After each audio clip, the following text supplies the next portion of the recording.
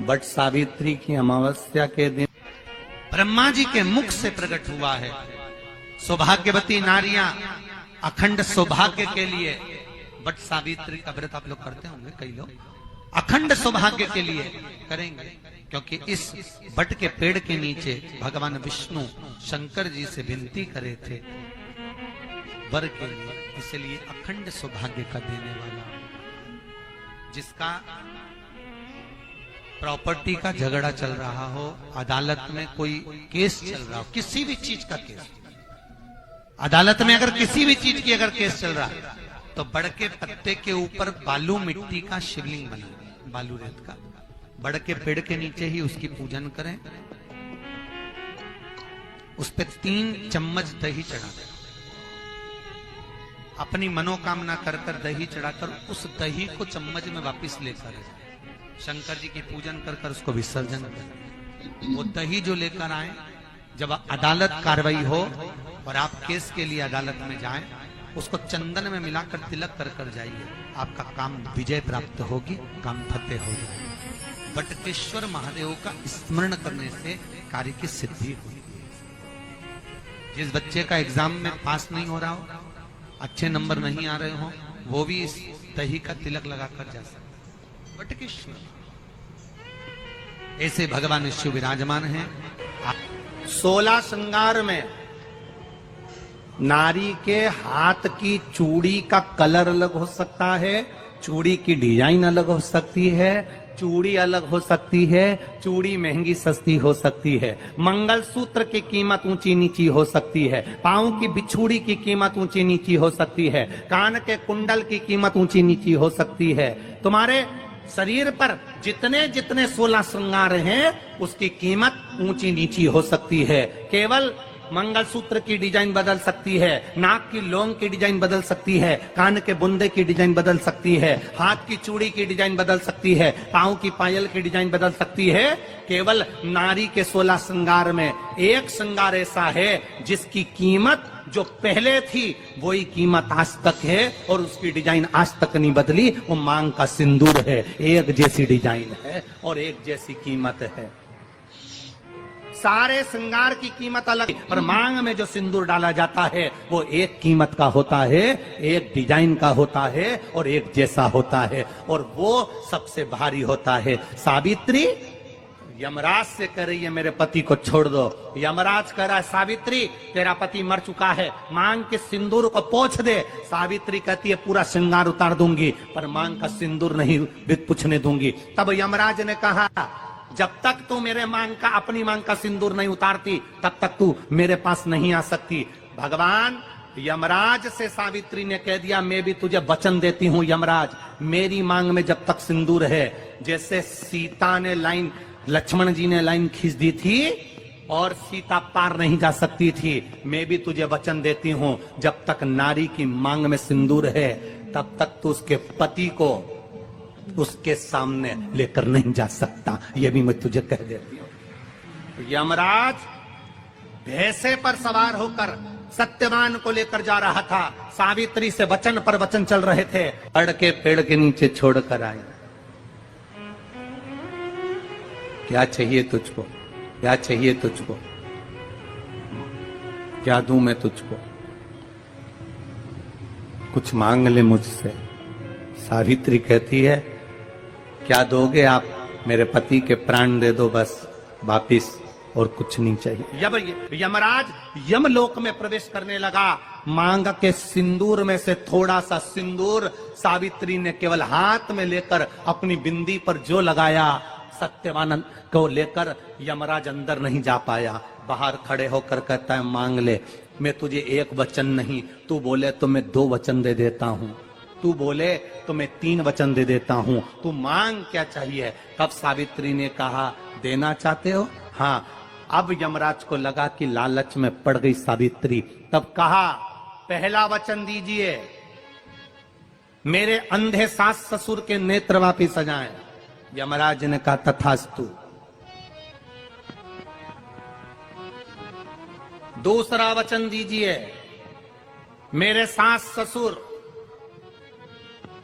अपने पोता पोती का मुख देखें। यमराज ने कह दिया तथास्तु।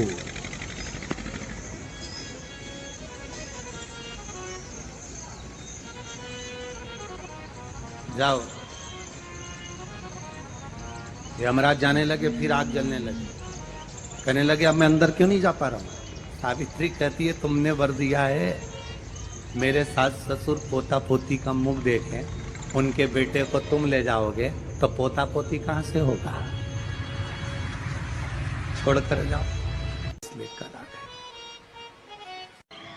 कर्जा मुक्ति के लिए सारे वृक्षों में अगर कोई श्रेष्ठ वृक्ष माना गया है तो वो बट का वृक्ष माना गया महाराज। इसलिए प्रशासनिक कार्य के लिए, मानसिक टेंशन में, परेशानियों में बटकेश्वर महादेव का स्मरण किया जाए।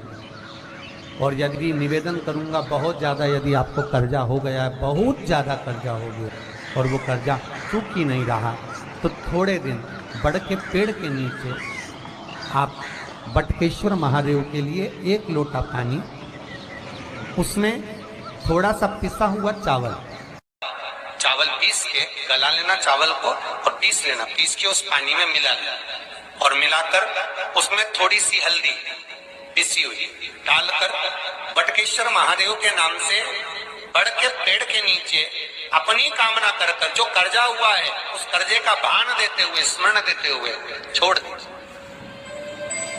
महाराज 2 या 3 सोमवार एक ही जगह पर करना, 3 सोमवार बाद वहीं से बड़ के पेड़ की थोड़ी सी जड़ उठा लाना और उस जड़ को एक कोई धागे में बांधकर या तो अपनी गले में डाल लो या अपनी जेब में पटक लो, उसको थोड़े दिन पटक कर रखना, लगभग 2 से 3 महीना पटक कर रखो।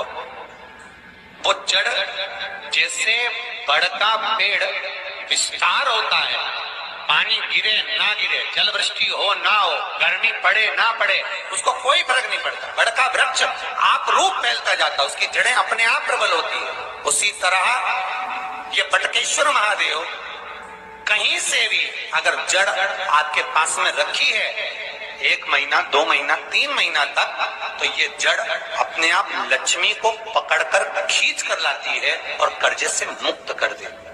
बटकेश्वर महादेव घर में लड़ाई चल रही है, क्रोध हो रहा है, विवाद हो रहा है, आपस में परिवार टूट रहा है, विवाद हो रहा है, पति पत्नी में झगड़ा हो रहा है, अदालत तक बात पहुंच गई, तलाक तक बात पहुंच गई, तो भी अगर एक श्रीफल को लेकर घर में घुमाकर उस पे लच्छा लपेटकर तुमरुका जी का नाम लेकर जिस पति पत्नी में झगड़ा और उसके नाम का मोली लच्छा जानते हो, मोली जो हाथ में बांधते हैं, नाड़ा, उसको लपेट कर अगर शंकर जी के मंदिर में ले जाकर उसको समर्पित कर दिया जाए तुमरुका जी के नाम से, तो पति और पत्नी में बैर होना समाप्त हो जाता है, दोनों में प्रेम बढ़ जाता है। तलाक की भी बात चल रही हो तो दोनों में प्रेम हो जाता है, तलाक समाप्त।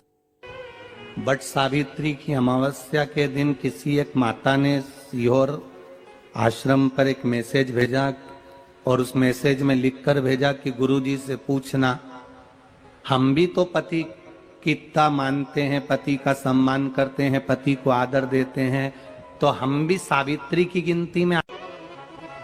सीहोर से मैसेज आया कि गुरुजी वो ऐसा ऐसा पूछा गया है, आप बताओ क्या कहना है। हमने कहा कह दो, जब बट सावित्री आती है तभी तुम पति को प्रणाम करती हो, जब दिवाली आती है तब पति को प्रणाम करती हो, जब करवा चौथ आती है तभी चलनी में मुंह देखती हो, बाकी के समय तो तुम जूड़ा बांध के ऐसी बोलती हो कि पति थर थर कांपता है।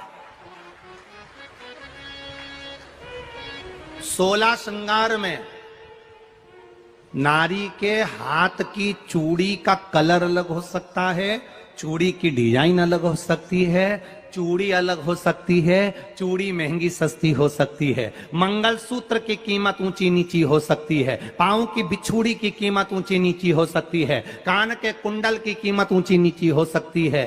तुम्हारे शरीर पर जितने जितने 16 श्रृंगार हैं उसकी कीमत ऊंची नीची हो सकती है। केवल मंगलसूत्र की डिजाइन बदल सकती है, नाक की लौंग की डिजाइन बदल सकती है, कान के बुंदे की डिजाइन बदल सकती है, हाथ की चूड़ी की डिजाइन बदल सकती है, पांव की पायल की डिजाइन बदल सकती है।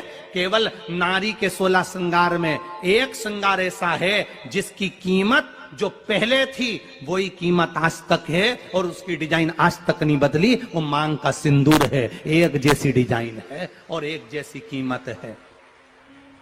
सारे श्रृंगार की कीमत अलग है, पर मांग में जो सिंदूर डाला जाता है वो एक कीमत का होता है, एक डिजाइन का होता है और एक जैसा होता है और वो सबसे भारी होता है। सावित्री यमराज से कह रही है मेरे पति को छोड़ दो। यमराज कह रहा है सावित्री तेरा पति मर चुका है, मांग के सिंदूर को पोंछ दे। सावित्री कहती है पूरा श्रृंगार उतार दूंगी पर मांग का सिंदूर नहीं पूछने दूंगी। तब यमराज ने कहा जब तक तू मेरे मांग का अपनी मांग का सिंदूर नहीं उतारती तब तक तू मेरे पास नहीं आ सकती। भगवान यमराज से सावित्री ने कह दिया मैं भी तुझे वचन देती हूं यमराज, मेरी मांग में जब तक सिंदूर है। जैसे सीता ने लाइन, लक्ष्मण जी ने लाइन खींच दी थी और सीता पार नहीं जा सकती थी, मैं भी तुझे वचन देती हूं जब तक नारी की मांग में सिंदूर है तब तक तू उसके पति को उसके सामने लेकर नहीं जा सकता। यह भी मैं तुझे कह देती हूं। यमराज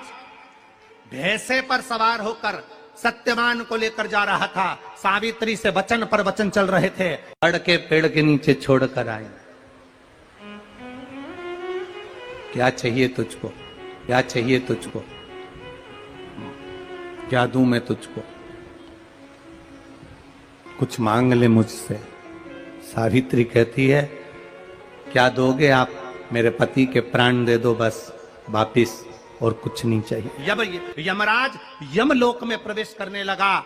मांग के सिंदूर में से थोड़ा सा सिंदूर सावित्री ने केवल हाथ में लेकर अपनी बिंदी पर जो लगाया, सत्यवान को लेकर यमराज अंदर नहीं जा पाया। बाहर खड़े होकर कहता है मांग ले, मैं तुझे एक वचन नहीं, तू बोले तो मैं 2 वचन दे देता हूं, तू बोले तो मैं 3 वचन दे देता हूं, तू मांग क्या चाहिए। तब सावित्री ने कहा देना चाहते हो, हाँ।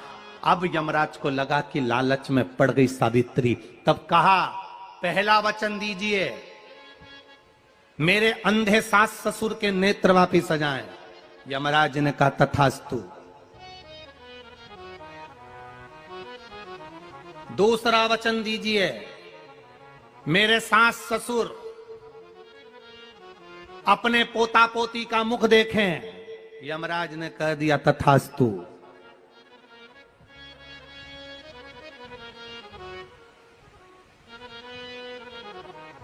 जाओ। यमराज जाने लगे, फिर आग जलने लगी। कहने लगे अब मैं अंदर क्यों नहीं जा पा रहा हूं। सावित्री कहती है तुमने वर दिया है मेरे सास ससुर पोता पोती का मुख देखें, उनके बेटे को तुम ले जाओगे तो पोता पोती कहां से होगा, छोड़कर जाओ। सावित्री है, पति को वापिस लेकर आ गए। कर्जा मुक्ति के लिए सारे वृक्षों में अगर कोई श्रेष्ठ वृक्ष माना गया है तो वो बट का वृक्ष माना गया महाराज। इसलिए प्रशासनिक कार्य के लिए, मानसिक टेंशन में, परेशानियों में बटकेश्वर महादेव का स्मरण किया जाए। और यदि निवेदन करूंगा बहुत ज्यादा, यदि आपको कर्जा हो गया है, बहुत ज्यादा कर्जा हो गया और वो कर्जा चूक ही नहीं रहा, तो थोड़े दिन बड़ के पेड़ के नीचे आप बटकेश्वर महादेव के लिए 1 लोटा पानी, उसमें थोड़ा सा पिसा हुआ चावल पीस के गला लेना चावल को और पीस लेना, पीस के उस पानी में मिला लेना और मिलाकर उसमें थोड़ी सी हल्दी पिसी हुई डालकर बटकेश्वर महादेव के नाम से बड़ के पेड़ के नीचे अपनी कामना कर कर जो कर्जा हुआ है उस कर्जे का भान देते हुए, स्मरण देते हुए छोड़ दे। महाराज 2 या 3 सोमवार एक ही जगह पर करना। 3 सोमवार बाद वहीं से बड़ के पेड़ की थोड़ी सी जड़ उठा लाना और उस जड़ को एक कोई धागे में बांधकर या तो अपनी गले में डाल लो या अपनी जेब में पटक लो, उसको थोड़े दिन पटक कर रखना, लगभग 2 से 3 महीना पटक कर रखो। वो जड़ जैसे बड़का पेड़ विस्तार होता है, पानी गिरे ना गिरे, जल वृष्टि हो ना हो, गर्मी पड़े ना पड़े, उसको कोई फर्क नहीं पड़ता। बड़का वृक्ष आप रूप फैलता जाता है, उसकी जड़ें अपने आप प्रबल होती है। उसी तरह ये बटकेश्वर महादेव कहीं से भी अगर जड़ आपके पास में रखी है 1 महीना 2 महीना 3 महीना तक, तो ये जड़ अपने आप लक्ष्मी को पकड़कर खींच कर लाती है और कर्जे से मुक्त कर देती है।